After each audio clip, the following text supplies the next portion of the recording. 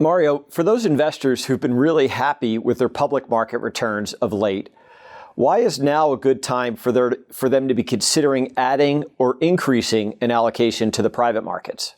You know, there aren't a lot of advantages to being old, but one of them is that you've seen a few things in your life and you hope that your memory still works and you can remember what happened around that. We have a lot of periods in the past, 99, 06, 16, 17, where public markets were doing really well and private equity was doing fine, but it wasn't doing as well as public markets because public markets had a great year.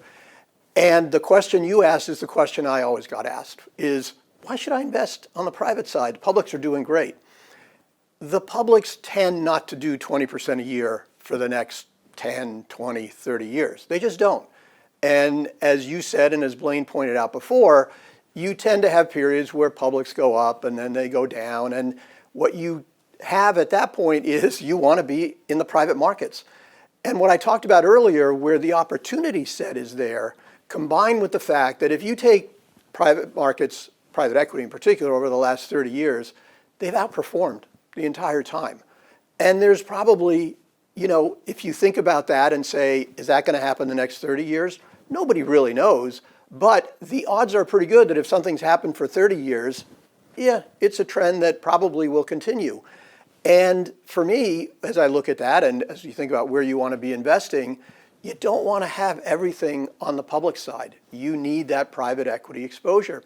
The other thing I will say is, everyone says to me, well, interest rates are high, and this is happening or that's happening, leverage.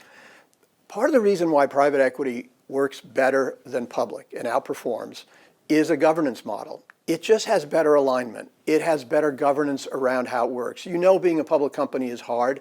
Being a private company doesn't have any of those things associated with it. That's what drives the outperformance. So when you think about what will happen over the next 10 years, nobody really knows. But I do think as you look at the governance model, as you look at some of the structural things around private equity, as you look at the opportunity set, you have to have it as part of your portfolio.